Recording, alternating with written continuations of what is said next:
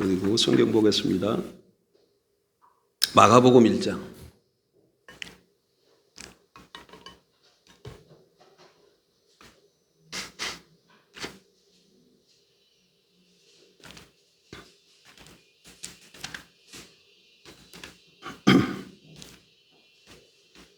마가복음 1장 14, 15절.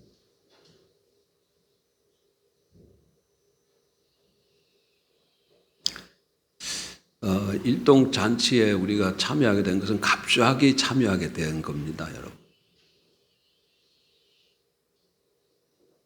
14, 15절 같이 보겠습니다. 요한이 잡힌 후 예수께서 갈릴리에 오셔서 하나님의 복음을 전파하여 이르시되 때가 찼고 하나님의 나라가 가까이 왔으니 회개하고 복음을 믿어라 하시더라. 예. 아멘.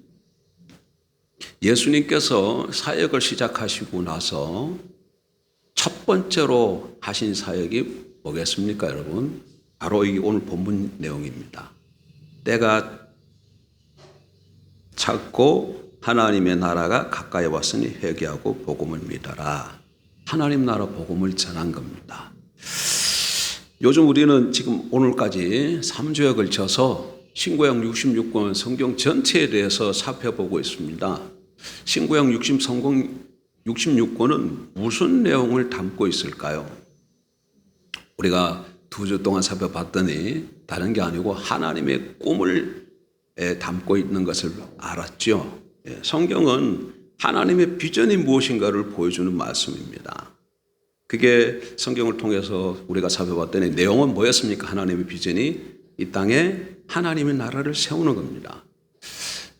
구약 성경은 지금 그러면 무슨 내용을 담고 있는가? 하나님 나라의 부분에 있어서 구약 성경은 무슨 내용을 담고 있는가? 정리를 하면은 이 땅에 하나님께서 천지 만물을 창조하셨는데 그 창조하신 것이 하나님 나라를 세웠다는 겁니다. 창세기 1, 2장. 그런데 하나님이 세우신 이 하나님 나라에 뱀이 들어와서 아담과 하와를 유혹함으로 아담과 하와가 선악과를 따먹었어요.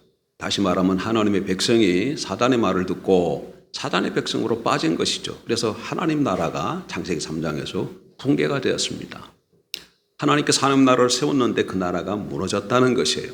그래서 하나님께서 바로 이제 하나님 나라를 다시 회복할 자를 보내주시겠다는 약속이 구약입니다. 간단하게 말씀드리면 구약 성경은 뭐라고요? 내용이 39권으로 되어 있지만 한마디로 말씀을 드리면 무너진 하나님의 나라를 다시 회복할 자를 보내주시겠다는 약속이에요. 그런데 구약을 읽어보면 이 하나님 나라를 회복하러 올 구원자, 회복시킬 자, 구원자가 어떻게 오냐면 이스라엘이라는 한시적인 나라, 무슨 나라라고요? 이스라엘이라는 한시적인 나라를 통해서 하나님께서 보내주시는데 여자의 후손으로 아브라함의 씨로 다윗의 씨로 보내주시겠다는 겁니다. 여자의 후손으로 아브라함의 후손으로 다윗의 후손으로 보내주시겠다는 내용이 뭐라고요? 구약이에요. 구약에 여기다가 살을 좀 더 붙이면 신구약 구약 39권이 되는 것이죠. 그럼 왜 여자의 씨로 보내주시느냐? 여자의 씨로 와서 하는 일은 뭐라고 말씀을 전했습니까? 사단을 정복하기 위해서. 아브라함의 씨로 왜 보내주시는가? 아브라함의 씨로 보내주신 이유는 자신을 번제로 드려 하나님의 백성을 구속하기 위해서. 다윗의 씨로 보내주시는 이유는 왜 그런가? 아담이 에덴 동산에서 선악과를 따먹음으로 하나님의 말씀을 불순종했잖아요. 주권을 지키지 못했습니다. 그래서 하나님의 주권을 다시금 회복하기 위해서 다윗의 씨로 보내주시는 거예요. 자, 여기까지가 우리가 지난주 살펴본 내용입니다. 다시 한번 구약은 무슨 말씀이라고요? 하나님 나라를 세웠는데 사단이 들어와서 아담과 하와 하나님의 백성을 유혹함으로 그 나라가 무너졌다. 그런데 그 나라를 다시금 회복하시기 위해서 다시 세우기 위해서 하나님께서 여자의 씨와 아브라함의 씨와 다윗의 씨로 보내주시겠다는 약속이 뭐라고요? 구약이에요. 구약. 그럼 신약은 뭐냐? 신약은 이렇게 하나님께서 보내주시겠다고 약속하신 그 구원자가 왔다는 얘기입니다. 그 구원자가 오셨다는 거예요. 여자와 아브라함과 다윗의 후손으로 오셨다는 거예요. 근데 그분이 누구라는 거예요? 예수라는 겁니다. 나사렛 예수라는 거예요. 나사렛 예수라는. 그럼 여러분 잘 보세요. 나사렛 예수가 구약 성경이 약속한 하나님 나라를 회복하러 온 구원자라면 이분은 신분이 어떠해야 하며 무슨 일을 해야 될까요? 신분이 어떤 신분이 되어야 되며 무슨 일을 해야 하나님 나라가 회복시킬 수 있을까요? 첫째로 구약이 예언하고 있는 대로 여자의 씨로 와야 되고 아브라함의 씨로 와야 되고 다윗의 씨로 와야 돼요. 그리고 특별히 다윗 언약이 하면 이분이 또 누구여야 됩니까? 하나님의 아들이어야 돼요. 그래서 지난주에 우리가 살펴봤더니 이분이 마태복음 1장 또 베드로의 고백을 통해서 보니까 뭐라고 되어 있어요? 바로 여자의 씨로 오셨다고 증거하죠. 동정녀 탄생. 마리아가 동정녀잖아요. 성령으로 잉태되어서 태어나셨잖아요. 그 그러니까 누구의 후손이에요? 모든 사람은 아담이어 태어나는 모든 사람은 다 아버지와 어머니 사이에서 태어나와요. 부정모혈로 태어납니다. 그런데 예수님은 부정모혈로 태어나지 않아요. 마리아의 몸에 성령으로 잉태되어서 태어나요. 동정녀 몸에서 태어나요. 여자의 씨로 오신 겁니다. 그럼 왜 여자의 씨로 와야 될까요? 물론 그건 사탄 정복하기 위해서 오는 것인데 그 이제는 다른 뜻도 또 하나 있어요. 잠깐 상편보로 잠깐 살짝 빠졌다가 들어옵시다. 왜 여자의 씨로만 와야 될까요? 구약의 약속이 여자의 씨로 와야 예언하고 있기 때문에 와야 되는데 이유가 하나는 사탄 정복을 위해서 오는 것이고 하나는 말씀을 안 드렸어요. 근데 다른 때 말씀 들은 적이 있어요. 혹시 기억하는 분이 계신가요? 그렇죠. 아담의 후손으로 태어나면 아버지와 엄마 사이에서 태어나면 누구 후손으로 오는 거예요? 아담의 후손으로 오는 겁니다. 아담의 후손으로 태어나면 그 사람 자체도 누가 되는 거예요? 죄인으로 태어나는 거예요. 죄인이 어떻게 죄인을 구원할 수 있겠어요? 그래서 성령으로 잉태돼서 동정녀로의 몸을 통해 이 세상에 오는 겁니다. 그래서 살펴봤더니 이 신분이 그대로 성경이 우리가 성경을 찾아본 그대로 예수님은 여자의 후손과 아브라함의 후손과 다윗의 후손으로 이 땅에 오신 하나님의 아들이었어요. 그럼 그분이 하셔야 될 사역은 뭐예요? 하나님 나라를 회복하기 위해서 해야 될 일이 뭐겠습니까? 일단 이 세상을 사단이 지배하고 있죠. 그리고 하나님의 백성들이 누구 밑으로 가서요? 지금 사단의 백성이 되었죠. 그리고 하나님의 주권이 무너졌잖아요. 그러니까 먼저 해야 될 일이 사단을 정복해야 돼. 그렇죠? 그리고 사단의 아래 권세에 있는 사람들을 다시금 찾아와야 돼. 구속해와야 돼. 그리고 무너진 하나님의 나라를 주권을 회복시켜야 돼. 그 다음에 그걸로만 끝나면 안 되죠. 세워진 이 하나님 나라를 줄어서 통치하셔야 되죠. 통치하셔야 되죠. 그런데 이게 핵심적인 일이야. 이게 핵심적인 일인데 이 일을 하기 전에 만약에 나사렛 예수가 하나님 나라를 구원하기 위해서 오신 분이라면 무슨 일을 좀 해야 될까요? 당연히 자기가 하나님 나라를 회복시키러 왔으니까 이 땅에 하나님 나라가 도래했다고 지금 마태복음 1장에 나와 있는 것처럼 하나님 나라가 임했다고 선포해야죠. 그리고 가르쳐야죠. 가르쳐서 많은 사람들이 돌아올 수 있도록. 그뿐만 아니라 정말 하나님 나라가 임하는 것을 사람들이 보고 경험할 수 있도록 증거해야죠. 그리고 아담이 에덴 동산에서 마귀에게 시험 받아가지고 넘어졌잖아요. 그래서 마귀에게 시험을 받되 물리쳐야죠. 그리고 혼자 하나님 나라를 세워가는 게 아니잖아요. 그래서 제자들을 함께 세워야 되는 겁니다. 아까 그 중요한 일 4가지, 사단을 전복하고 하나님 백성을 구속하고 주권을 회복하고 주로서 다스리는 일, 이걸 하기 전에 하나님 나라가 임한 것을 선포하고 가르치고 그것을 증거하고 그 다음에 마귀의 심을 받되 물리치고 제자들을 세워야 되는 일을 하셔야 된다는 얘기예요. 그래야 하나님 나라가 이 땅에 세워지기 때문에 그렇습니다. 자, 그럼 오늘 성경이 어떻게 말하고 있는가 좀 살펴보십시다. 일단 지금 우리가 신분에 대해서는 지난주에 살펴봤고요. 이제 오늘 사역에 대해서 알아보십시다. 마가복음 1장 15절, 이거 우리가 지금 본 내용이죠. 여기 보게 되면 예수님이 하나님 나라의 복음을 전파하고 가르치고 모든 병과 모든 약한 것을 고치셨다고 얘기하고 있어요. 마가복음 1장 15절, 그 다음에 마태복음 9장도 한번 가봅시다. 마태복음 9장.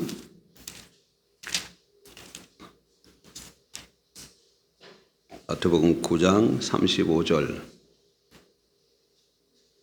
예수께서 모든 도시와 마을에 두루 다니사 그들의 회당에서 가르치시며 천국 복음을 전파하시며 모든 병과 모든 약한 것을 고치시니라.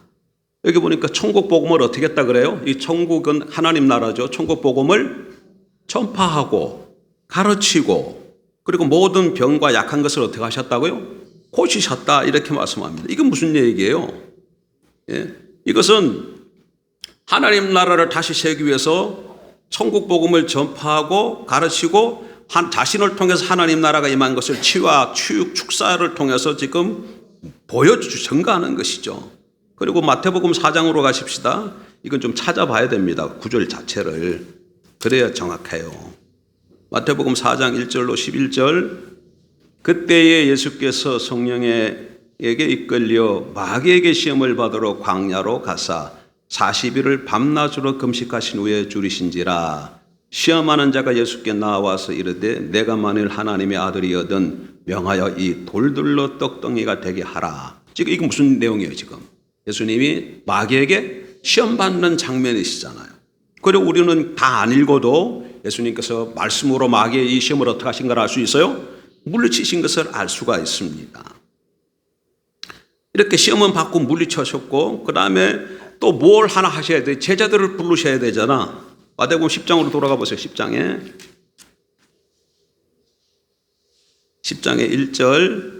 예수께서 그의 12 제자를 부르사 더러운 귀신을 쫓아내며 모든 병과 모든 약한 것을 고치는 권능을 주시니라. 12 제자를 어떻게 하셨다고요? 부르셨다. 12 제자를 어떻게 했다고요? 세우신 것을 말씀하는 것이죠. 그 12 제자 이름이 2절에 12 사도 이름은 이러하니 베드로 하는 시몬을 비롯하여 그의 형제 안드레와 세베대의 아들 야고보와 그의 형제 요한, 빌립과 바돌로메, 도마와 세리마테, 알페오의 아들 야고보와 다데오, 가나안의 시몬 및 가룟 유다 곧 예수를 판자라. 이렇게 제자들을 부르신 것을 볼 수 있습니다. 그래서 예수님께서 천국이 도래한 것을 선포하고 천국에 대해서 가르치고 증거하고 마귀의 심을 받되 물리치고 제자들을 부르셨어요. 그 다음에 또 성경을 살펴보십시다. 히브리서로 가보세요. 히브리서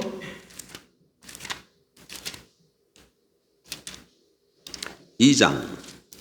히브리서 2장 한번 봐요. 14절.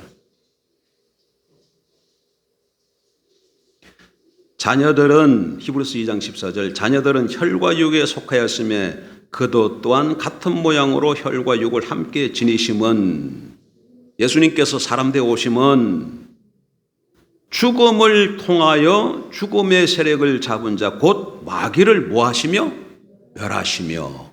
예수님께서 이 땅에 왜 오셨다는 거예요? 마귀를 멸하기 위해서 오셨다, 이렇게 얘기하고 있어요. 그런데 여기만 그런 게 아니고 요한일서 3장 5절에도 동일한 말씀을 반복하고 있습니다. 요한일서 3장 5절 보면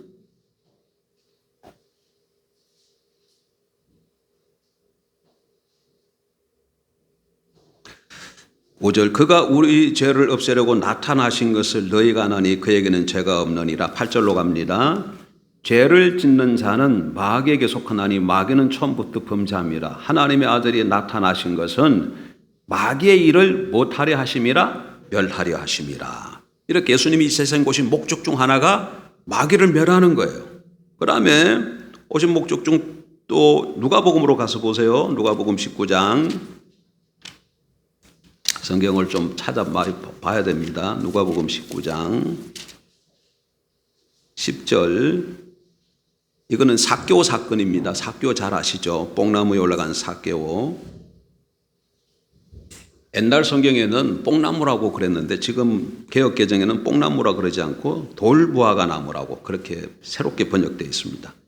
옛날 성경에는 뭐로 되어 있었다고요? 뽕나무. 그래, 뽕나무에 올라간 삭개오였는데 지금은 아닙니다. 자, 19장 10절 보세요. 삭개오 사건에서 주님이 뭐라고 말씀하시는가? 인자가 온 것은 잃어버린 자를 찾아 구원하려 함이니라. 예수님이 오신 목적이 뭐라고요? 잃어버린 자를 찾아 구원하기 위해서. 아까 저게 히브리서와 요한일서를 통해서 볼 때는 마귀를 멸하기 위해서 왔다 그러고, 지금 누가의 입을 통해서는 잃어버린 자를 찾아 구원하기 위해서 왔다 이렇게 말씀하시죠. 마가복음 10장으로 가보세요. 마가복음 10장.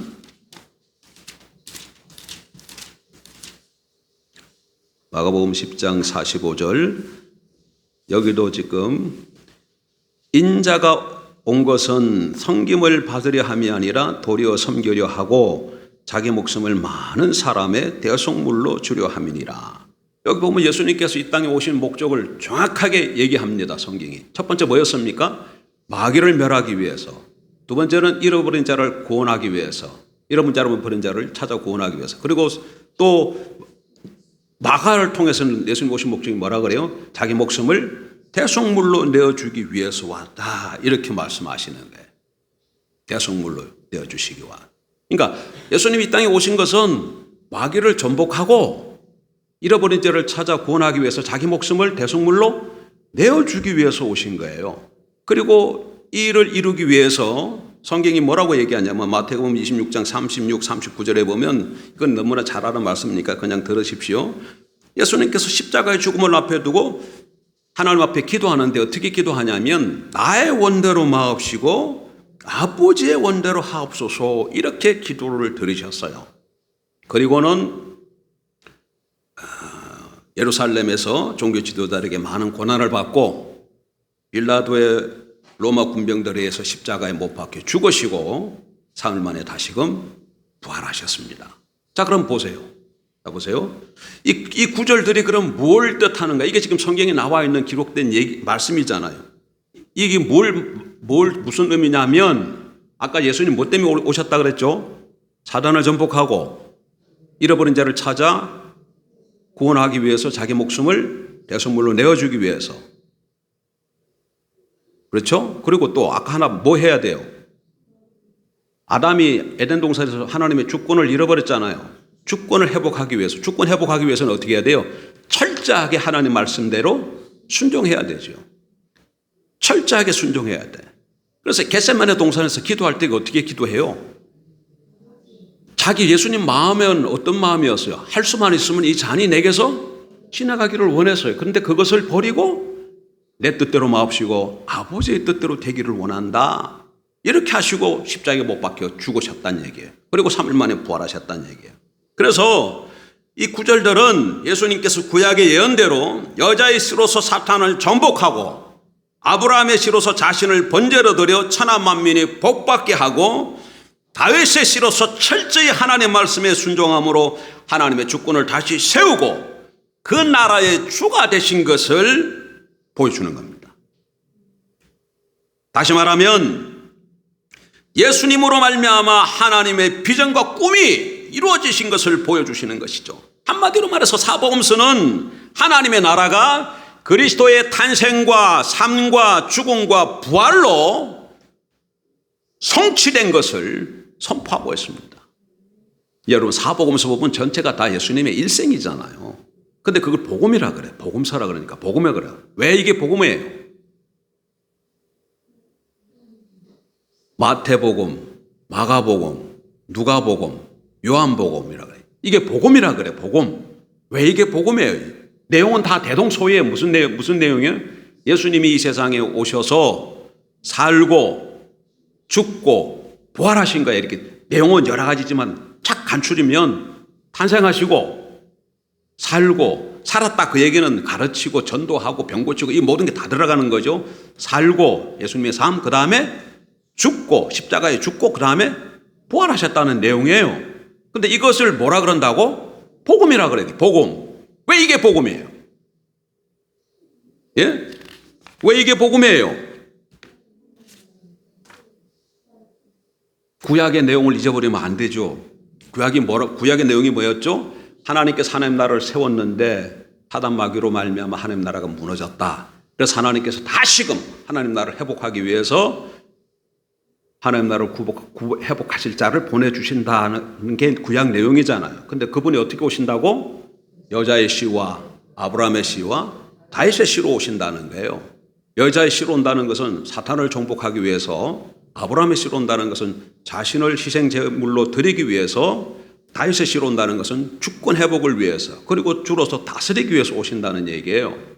그런데 예수님이 누구라는 거예요? 그 씨로 오신 분이라는 거죠. 그러면 예수님께서 해야 할 일이 뭐예요?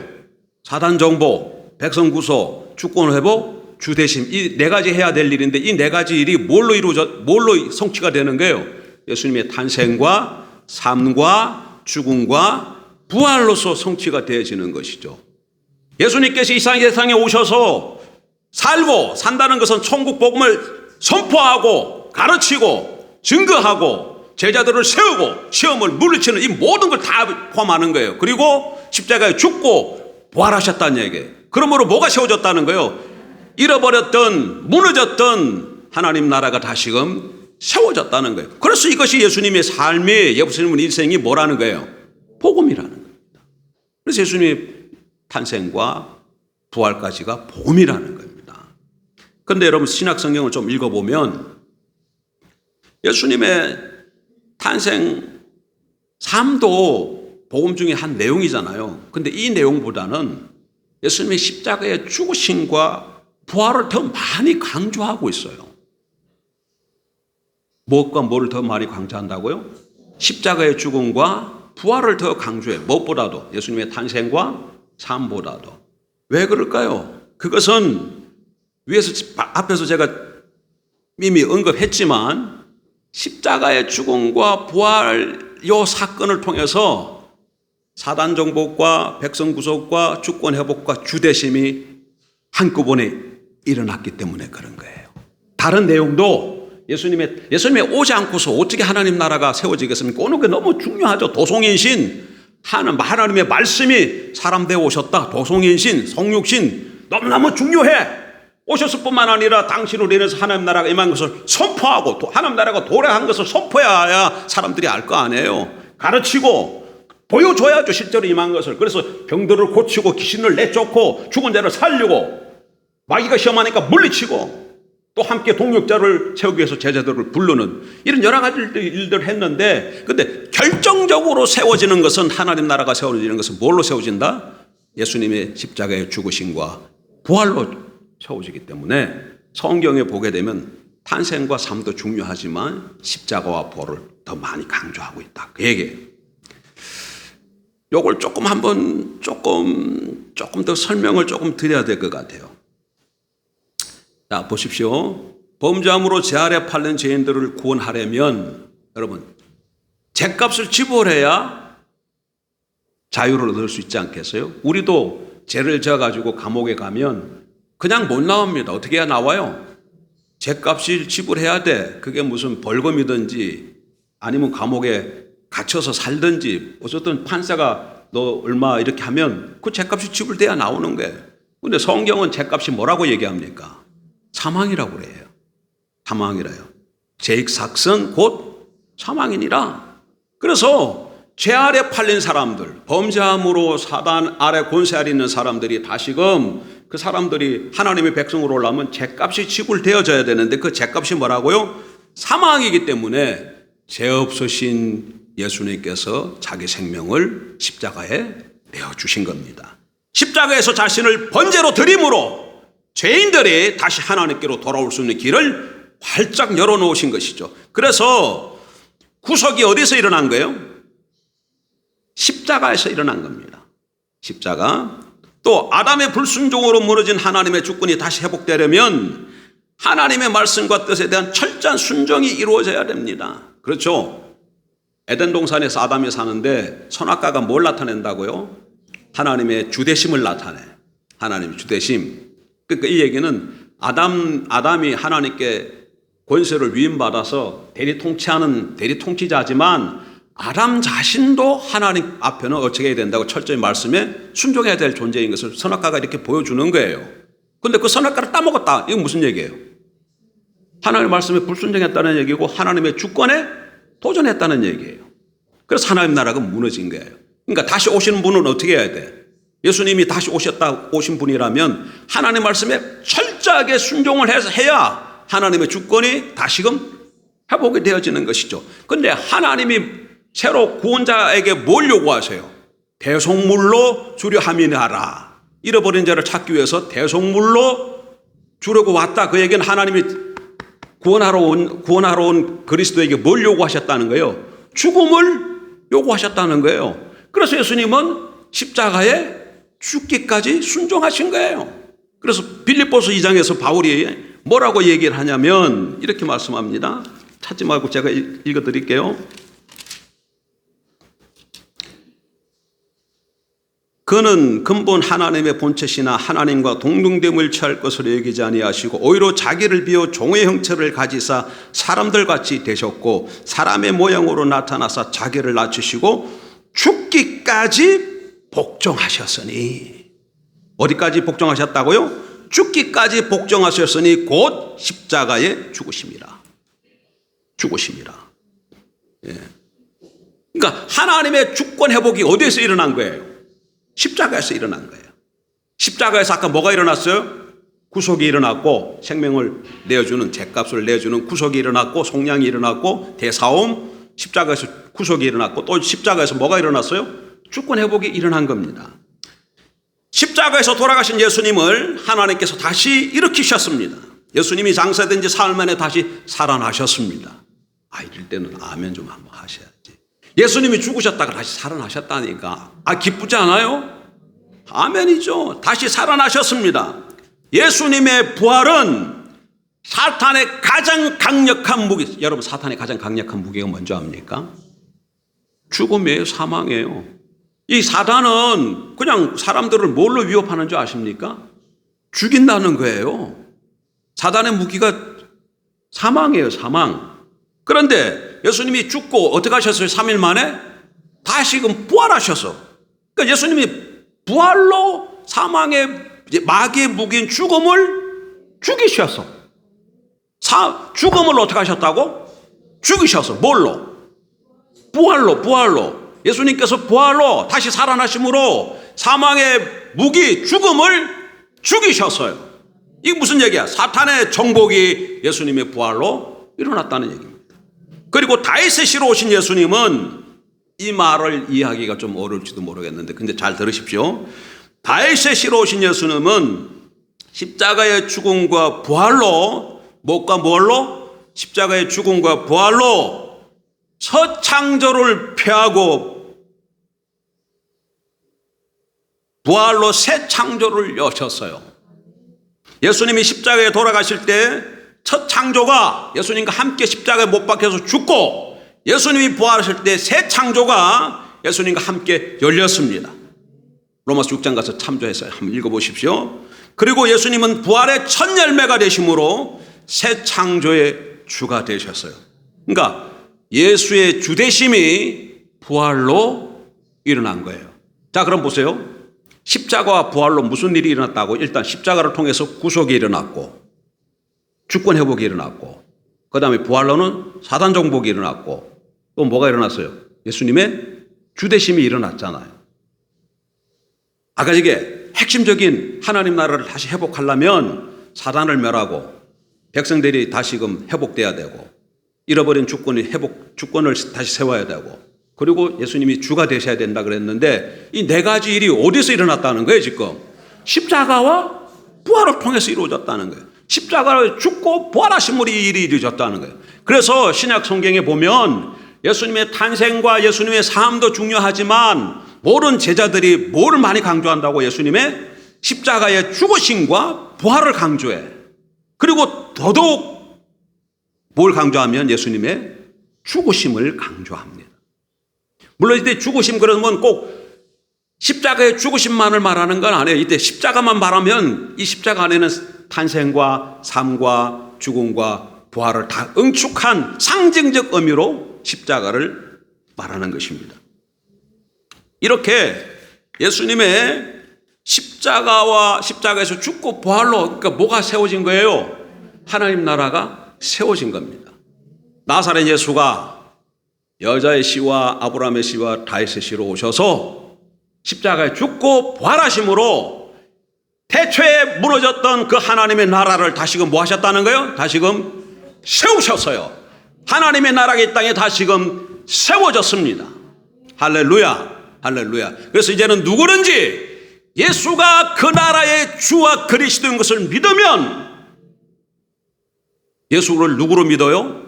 주와 그리스도로 믿으면 하나님이 우리 죄를 용서하시고 하나님 그리스도의 나라의 백성으로 우리를 받아주셔서 우리의 신분이 하나님의 백성이 되는 것입니다.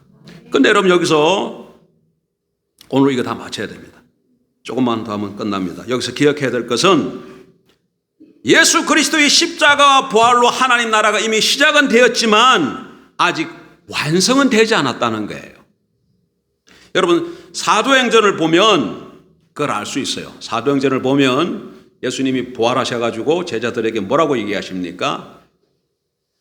너희가 성령을 받으면, 성령의 권능이 너희에게 임하면 예루살렘과 온 유다와 사마리아와 땅끝까지 내 증인이 되리라. 사도행전 1장 8절 이렇게 말씀하시는데, 이 얘기는 무슨 얘기예요? 하나님 나라가 예수 그리스도 십자가에 죽고 부활하심으로 세워졌는데 그 나라가 지금 예루살렘으로부터 시작해서 온 유대와 사마리아와 땅끝까지 퍼져나갈 것을 말씀하시는 거예요. 근데 성경을 이렇게 사도행전을 읽어보면 이게 어떤 루트를 통해서 어디까지 가냐면 예루살렘과 유대와 사마리아와 안디옥까지 가게 되고, 안디옥에서 다시금 소아시아를 거쳐 마게도니아와 그리스를 통해서 로마에까지 이르게 됩니다. 여러분, 사도행전 28장을 보면 사도 바울이 로마의 죄수로 갇혀서 성경이 그걸로 끝나요. 성경이 좀 사도행전이 이상하게 끝나. 한번 보십시다. 사도행전 28장.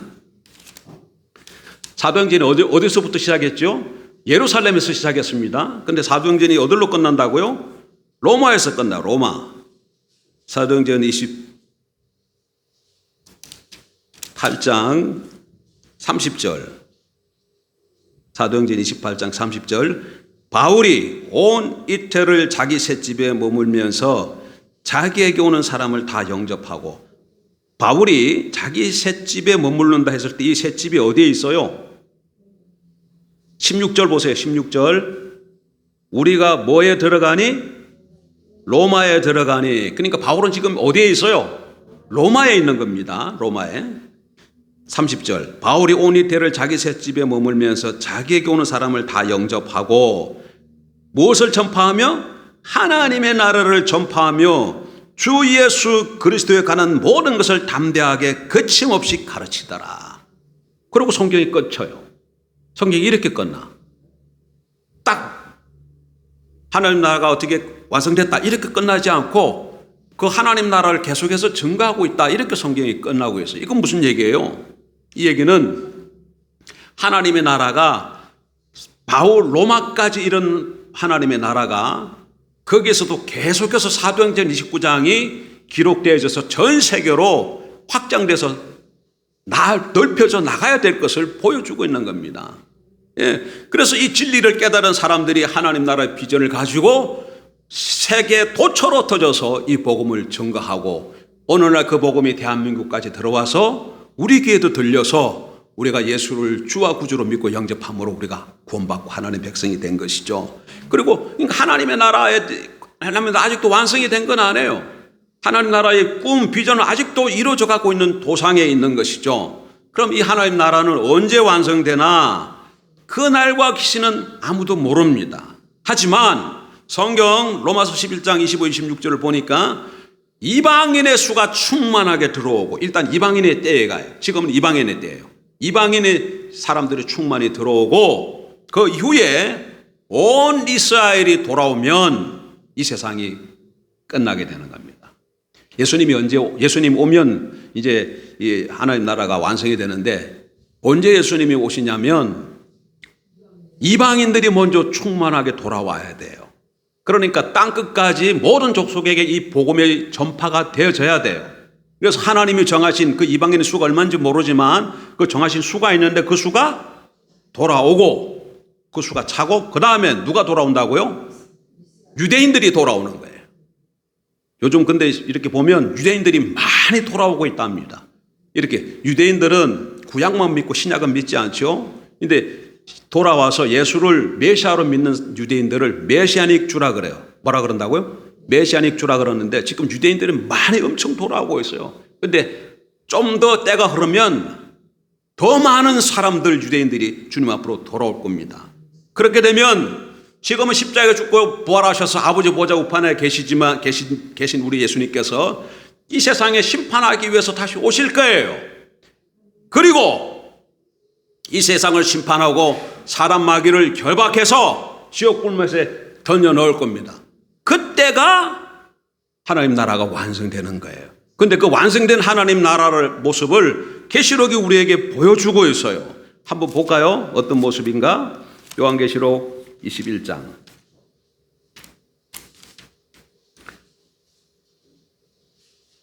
요한계시록 21장.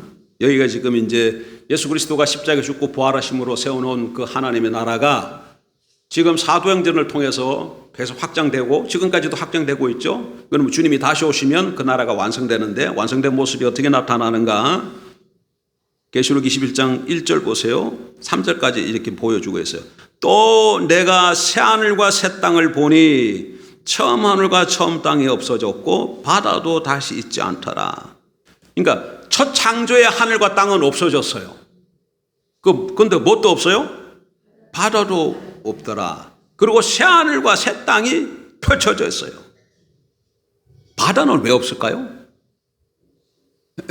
바다는 구약에 보면 바다는 이 계시록에서도 마찬가지고 사단의 거처로 나타나고 있어요.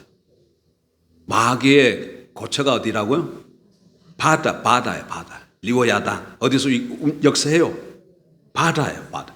그래서 그러니까 하나님 나라가 완성됐으니까 사단의 거처는 어떻게 돼요? 없어져야죠. 근데 계시록에 하나님 나라가 바다가 나오는데 그때 바다는 이런 바다가 아니고 수정 같은 바다로 나타나. 계시록 읽어보면. 자, 어쨌든 바다도 다시 있지 않더라. 2절 또 내가 보매 거룩한 성 새 예루살렘이 하나님께로부터 하늘에서 내려오니 그 준비한 것이 신부가 남편을 위하여 단장한 것 같더라. 내가 들으니 보좌에서 큰 음성이 나와서 이르되 보라 하나님의 장막이 사람들과 함께 있으며 하나님이 그들과 함께 계시리니 그들은 하나님의 백성이 되고 하나님은 친히 그들과 함께 계셔서. 그러니까 새하늘과 새 땅이 쫙 펼쳐집니다. 그리고 하늘에서 뭐가 내려와요? 거룩한 성 새 예루살렘이 내려와요. 근데 이 거룩한 성 새 예루살렘이 교회예요. 교회인 건 어떻게 알아요? 교회인 걸 어떻게 알아요? 9절 보면 알 수 있어요. 계시록 9절 일곱 대접을 가지고 마지막 일곱 재앙을 담은 일곱 천사 중 하나가 나와서 내게 말하 이르되 이리 오라 내가 신부 곧 어린 양의 아내를 내게 보이리라 하고. 지금 천사가 사도 요한에게 신부 곧 어린 양의 아내를 보여주겠다 그랬습니다. 어린 양의 아내는 누구예요? 예수님의 아내, 어린 양은 예수님이잖아요. 예수님의 아내, 신부, 예수님의 아내 누구예요? 교회죠. 우리가 예수님의 아내인 거 여러분 아십니까? 교회가 그리스도의 신부입니다. 그리스도의 신부예요. 근데 그 신부를 보여주겠다 이렇게 얘기하죠. 9절에. 근데 10절 보세요. 성령으로 나를 데리고 크고 높은 산으로 올라가 하나님께로부터 하늘에서 내려오는 거룩한 성 예루살렘을 보이니. 어린 양의 아내를 보여주겠다고 산으로 데려갔는데 나타난 건 뭐가 나타났어요? 하늘에서 거룩한 성 예루살렘이 내려오고 있어요. 그러니까 거룩한 성 예루살렘이 뭐라는 거예요? 교회라는 것이죠. 성도라는 것이죠. 그래서 21장 2절에서 또 내가 보매 거룩한 성 새 예루살렘이 하나님께로부터 하늘에서 내려오니 했을 때 이 거룩한 성 새 예루살렘은 교회인 걸 알 수 있어요. 그럼 왜 교회가 하늘에서 내려올까요?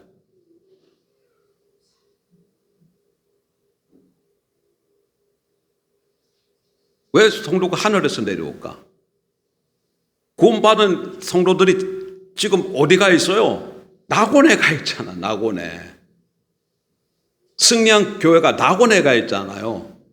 그러니까 지금 새하늘과 새 땅이 펼쳐지니까 여기에 뭐가 펼쳐져요? 새하늘과 새 땅이 펼쳐지니까 하늘에서 내려와야죠. 가는 게 아닙니다. 어떻게 한다고? 내려오는 거예요. 거기서 그다음에 3절에서 뭐라고 했어요? 하나님이 그들과 함께 거하셔서 그들은 하나님의 백성이 되고 하나님은 그들의 하나님이 되셨다. 이렇게 말씀하고요. 그러니까 이게 지금 하나님 나라가 완성이 된 걸 볼 수 있잖아요. 나라 그러면 왕이 있어야 되고 백성이 있어야 되고 땅이 있어야 되고 다스려야 될 법이 있어야 되는데 계시록 21장 보세요. 왕이신 하나님이 있고 거룩한 성 예루살렘 하나님의 백성 교회가 있고 신천지식 그들의 살 영토가 있고 하나님이 말씀으로 다스리잖아요. 그럼 이게 뭐야? 나라죠. 나라죠.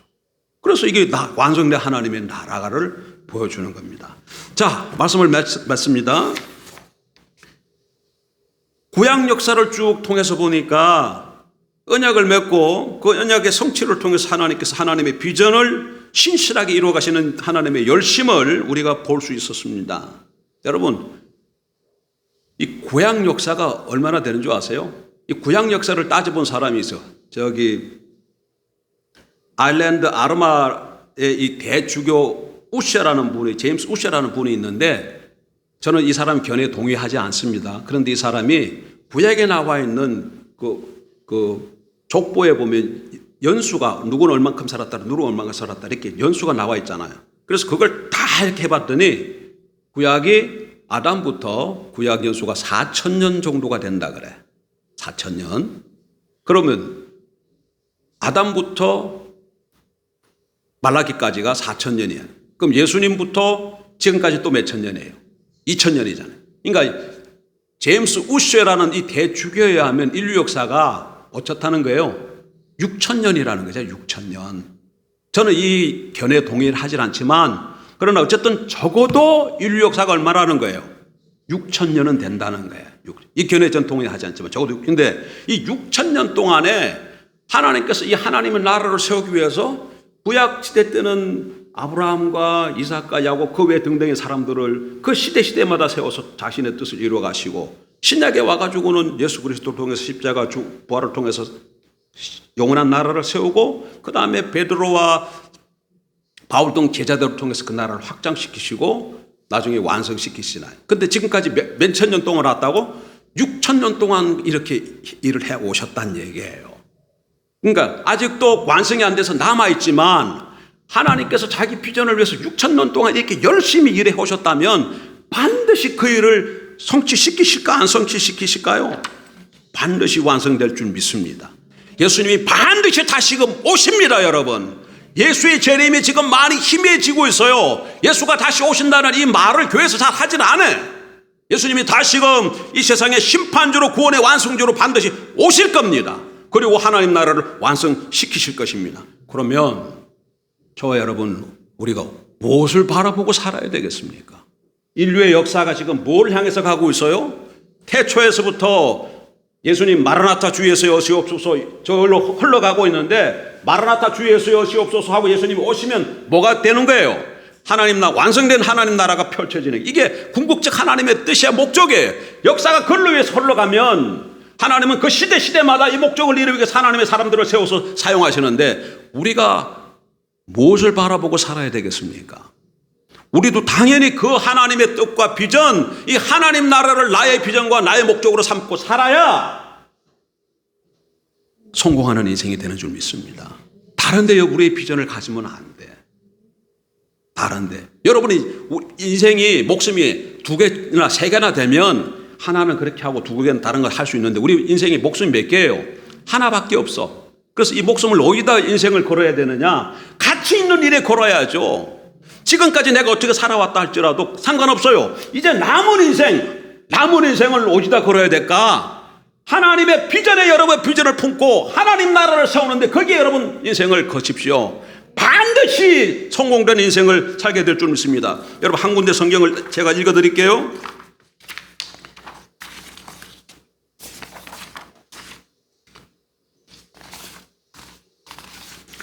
사도 베드로의 말입니다. 베드로서 3장 10절 한번 찾아보세요. 베드로서 3장 10절 찾았습니까? 봉독해 드립니다. 그러나 주의 날이 도둑같이 오리니 그날에는 하늘이 큰 소리로 떠나가고 물질이 뜨거운 불에 풀어지고 땅과 그 중에 있는 모든 일이 드러나리로다. 이 모든 것이 이렇게 풀어지리니 너희가 어떠한 사람이 되어야 마땅하냐. 종말에는 눈앞에 보이는 이 첫 창조가 다 어떻게 된다는 거예요? 불탄다는 겁니다. 다 풀어진다는 겁니다. 그리고 하나님이 어떻게 하실까요? 새롭게 창조하시겠다는 거예요. 새롭게 창조한다는 말은 나오진 않지만 뒤에 보면 그걸 알 수 있어요. 그러니까 너희가 어떠한 사람이 되어야 마땅하냐? 거룩한 행실과 경건함으로 하나님의 날이 임하기를 바라보고 간절히 사모하라. 그날에 하늘이 불에 타서 풀어지고 물질이 뜨거운 불에 녹아지려니와 우리는 그의 약속대로 의가 있는 곳인 새 하늘과 새 땅을 바라보도다. 이 첫 창조는 다 불타서 없어질 것이지만 하나님이 새 하늘과 새 땅을 새롭게 창조하실 거예요. 하나님이 새 하늘과 새 땅을 창조한다, 이 얘기는 뭐예요? 하나님 나라를 다시금 하나님이 완성시키실 것이다, 그 얘기예요. 그러니 너희가 어떠한 사람이 되어야 마땅하겠느냐, 그 얘기예요. 어떻게 살아야 되겠느냐, 인생을 어떻게 살아야 되겠느냐. 하나님의 비전을 우리의 비전으로 삼으십시다. 그러기 위해서는 우리의 삶이 너무 많이 분주해. 내가 하고 있는 일이 너무나 많아. 이것도 하고 저것도 많으려고 그러니까 우리 마음이 어떻게 돼요? 분산돼요. 그렇게 하면 안 돼요. 어떻게 해야 돼서 내 삶을 좀 정리해서 한 가지나 두 가지 정도만 하고 우리 온통 머리부터 발끝까지 우리 마음이 어떻게 해? 하나님의 비전에 가 있어야 됩니다. 하나님의 마음에 가 있어야 됩니다. 하나님의 나라에 가 있어야 됩니다. 아니 그렇다고 직장 생활도 하지 말고 결혼도 하지 말고 공부도 하지 말고 그 얘기입니까? 아니에요. 그 얘기가 아니야. 그렇게 살아가는데 그것이 나를 지배해서는 안 돼. 그것이 나를 지배해서는 안 돼. 내 생각과 마음이 늘 어디가 뭐에게 지배받아야 돼? 하나님의 나라를 지배해야 되고 하나님 나라가 지배해야 되고 내 꿈이 이 땅에 하나님 나라가 세워지는 그 비전, 하나님의 비전이 나의 꿈이 되어서 그렇게 살아가는데 먹고 살아야 되잖아요. 그래서 직장도 하고 생육하고 번성하라 했으니까 장가도 가고, 장가만 가면 안 되지, 시집도 가고, 아이들 많이 낳아야 됩니다. 뭐 해야 된다고? 시집장가 가서 아이 많이 낳아야 돼요. 많이 낳아야 돼. 동동 여러 가지 일을 하고. 그러나 중심은 어디? 하나님의 비전, 하나님 나라에 목표를 두고 살아가길 주의 이름으로 축복합니다. 그래서 요거 한번 따라해 보세요. 하마, 합의, 하나 하자. 하마는 하나님의 마음, 합의는 하나님의 비전, 하나는 하나님의 나라. 이게 우리 슬로건이 좀 돼야 돼. 하마 합의 하나, 하마 합의 하나, 하마 합의 하나. 그래서 누가 하마 그러면 여기서 합의 이런 식으로 응답하는 이런 이 슬로건이 되어야 자꾸 이게 대세야 이게 잊어버리지 않는 것이죠. 기도하십시다.